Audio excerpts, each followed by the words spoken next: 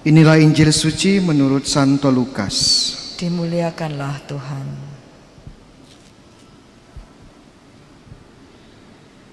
Dalam bulan ke-6, Allah mengutus malaikat Gabriel ke sebuah kota di Galilea bernama Nazaret, kepada seorang perawan yang bertunangan dengan seorang bernama Yusuf dari keluarga Daud. Nama perawan itu Maria. Ketika masuk ke rumah Maria, malaikat itu berkata, "Salam, hai engkau yang dikaruniai, Tuhan menyertai engkau."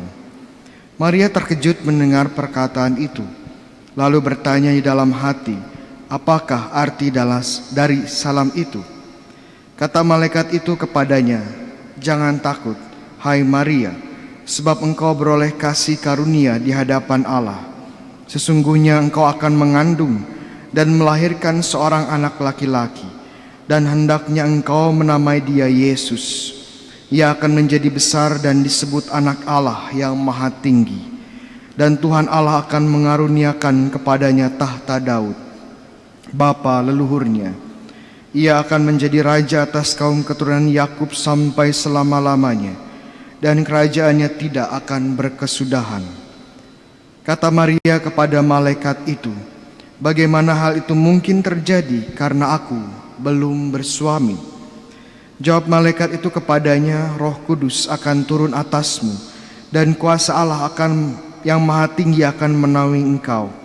Sebab itu anak yang akan kau lahirkan itu akan disebut kudus, anak Allah.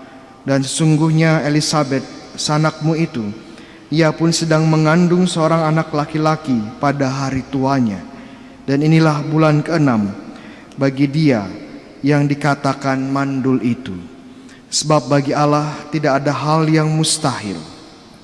Maka kata Maria, "Sesungguhnya aku ini hamba Tuhan, terjadilah padaku menurut perkataanmu itu." Lalu malaikat itu meninggalkan Maria. Demikianlah sabda Tuhan. Terpujilah Kristus. Saudara-saudara yang terkasih, kita semakin mendekati hari Natal, dan bacaan-bacaan yang kita dengarkan hari-hari ini juga berbicara sekitar tentang kelahiran Tuhan Yesus. Jadi memang gereja juga mempersiapkan kita untuk menyambut kelahiran Yesus. Dan secara khusus bacaan hari ini merupakan bacaan yang sangat familiar dengan kita semua. Ini adalah kisah Bunda Maria menerima kabar gembira dari malaikat agung Gabriel. Dan semuanya pasti sudah mendengar kisah ini tidak hanya sekali, berkali-kali. Dan bahkan kalau doa rosari juga ini selalu diucapkan. Peristiwa gembira yang pertama. Ya. Dan kadang-kadang kalau saya harus berkhotbah tentang ini, mau berbicara apa lagi ya? Sepertinya semuanya sudah disampaikan. Nah, oleh karena itu mungkin saya sedikit menggunakan pendekatan berbeda. Saya tidak akan merefleksikan banyak tentang Bunda Maria, tetapi mungkin saya akan merefleksikan tokoh kedua yang hadir dalam peristiwa ini. Siapa tokoh kedua yang hadir? Namanya Gabriel. Dia salah satu malaikat agung ya. Nama Gabriel artinya apa, suster? Tahu artinya Gabriel? Dapat pisang nanti ya. Gabriel ya, Tuhan adalah kekuatanku ya. Dan pertanyaannya, kenapa malaikat Gabriel yang diutus? Ini menjadi pertanyaan menarik. Bahwa Gabriel, kira-kira apa yang dirasakan oleh Gabriel? Kira-kira apa yang ada di pikiran Gabriel waktu dia diberi tugas oleh Tuhan untuk menyampaikan misi ini, menyampaikan kabar gembira ini. Ya, yang disampaikan kabar gembira, tetapi sebenarnya ini adalah sebuah undangan untuk Maria. Dan undangan itu mengasumsikan kebebasan. Kalau kita dapat undangan gitu ya, ya kita bebas mau pergi atau tidak. Namanya juga undangan. Makanya Gabriel juga memberikan undangan kepada Maria. Mau menjadi Bunda Allah, Bunda Yesus atau tidak. Dan tentu saja ini membuat pusing. Kenapa? Karena Gabriel sebelumnya sudah muncul atau menampakkan diri dan memberikan undangan kepada Zakaria. Dan kita tahu Zakaria ini menanggapi undangan Tuhan, karya Tuhan dengan keraguan, dengan kurang iman. Makanya Gabriel harus menghukum ya, dengan membuat bisu Zakaria. Dalam artian tertentu misi Gabriel di sini terlihat seperti sebuah kegagalan. Dan mungkin hal ini bisa terulang lagi kepada Maria. Apalagi yang terjadi pada Bunda Maria ini jauh lebih dahsyat. Kalau yang terjadi dengan Zakaria itu tentunya mukjizat ya. Tetapi tetap saja mukjizat yang terjadi secara alamiah karena melibatkan laki-laki dan perempuan. Dan kejadian ini seorang couple, seorang pasangan yang sudah berusia lanjut dan kemudian punya anak sudah terjadi di perjanjian lama. Namun apa yang akan terjadi pada Maria ini sungguh-sungguh dahsyat. Karena tidak membutuhkan peran laki-laki, semua karya Tuhan dan belum pernah terjadi sebelumnya hal seperti ini. Makanya pusing ya Gabriel. Ini gimana kalau menerangkan kepada Bunda Maria? Ini gimana ya kalau seandainya Bunda Maria mengatakan tidak kepada undangan Tuhan ya. Mumet ya. Apakah saya harus menghukum Bunda Maria? Wah, saya nggak berani. Jadi kita lihat di sini ya ini pandangan perspektif pribadi saya, mungkin ya Gabriel mengalami sedikit sakit kepala ya saat diberi tugas oleh Tuhan. Kenapa nggak Mikael aja ya? Kenapa nggak Rafael aja ya? Kenapa harus saya?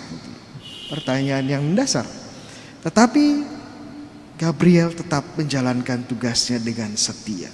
Dan Gabriel menawarkan undangan ini kepada Bunda Maria. Sebuah tawaran, sebuah pertanyaan yang akan mengubah hidup Maria, yang memaksa Maria, yang mengundang Maria untuk keluar dari zona nyamannya untuk ikuti Yesus. Maria setelah ini tentunya akan mengalami banyak kesulitan, kita tahu itu. Tapi sebelum itu seseorang atau Gabriel harus memberikan undangan. Kamu mau gak ikut Yesus? Kamu mau gak ikut Tuhan jadi Bunda Yesus? Jadi kita lihat peran krusial seorang Gabriel menawarkan, memberikan pertanyaan yang akan mengubah hidup Maria. Dan tentunya ini tidak mudah buat Gabriel juga, seperti Maria juga tidak mudah menerima. Dan ini membuat saya merenungkan, kira-kira apakah saya sudah menjadi seperti Gabriel? Apakah saya menemukan orang-orang di sekitar saya yang berperan seperti Gabriel, yang menawarkan, yang mengundang, yang memberikan pertanyaan apakah saya ingin ikut Yesus lebih dalam lagi. Sebuah pertanyaan yang akan mengubah hidup saya secara radikal. Saya ingat 20 tahun lalu, 20 tahun lalu, ya udah lama sekali. Waktu saya masih SMP ya, masih imut-imut gimana gitu ya.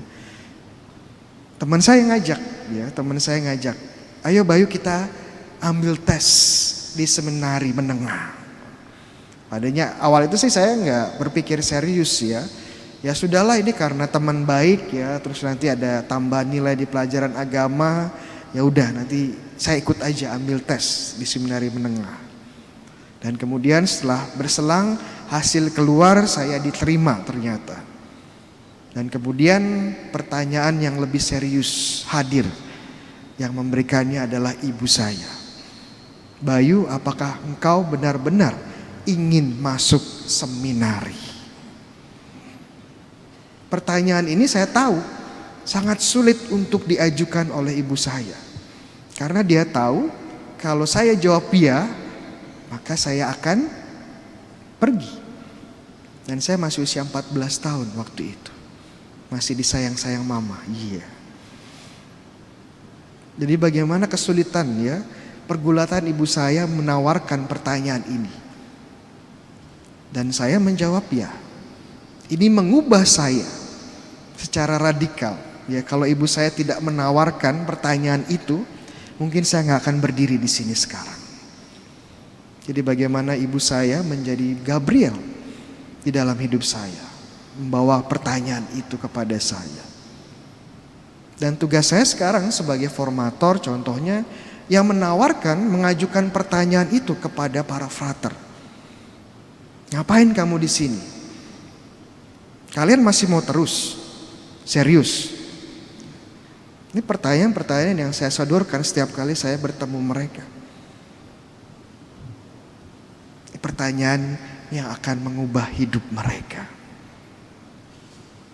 Dan ini mungkin pertanyaan juga buat kita, refleksinya.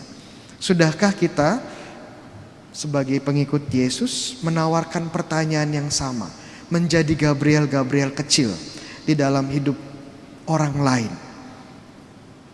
Saat anak kita ragu-ragu untuk melangkah dalam hidupnya, apakah kita memberikan pertanyaan yang memampukan mereka keluar dari zona nyaman mereka dan ikut Yesus? Saat teman kita ragu-ragu untuk ikut Yesus, apakah kita memberikan pertanyaan, memberikan tawaran undangan untuk memampukan mereka ikut Yesus lebih dalam lagi? Dan ini menjadi refleksi kita masa Advent ini, secara khusus hari ini. Apakah kita sudah berterima kasih kepada Gabriel-Gabriel kecil di dalam hidup kita? Dan apakah kita mau menjadi Gabriel-Gabriel kecil di dalam hidup orang-orang yang kita kasihi? Amin.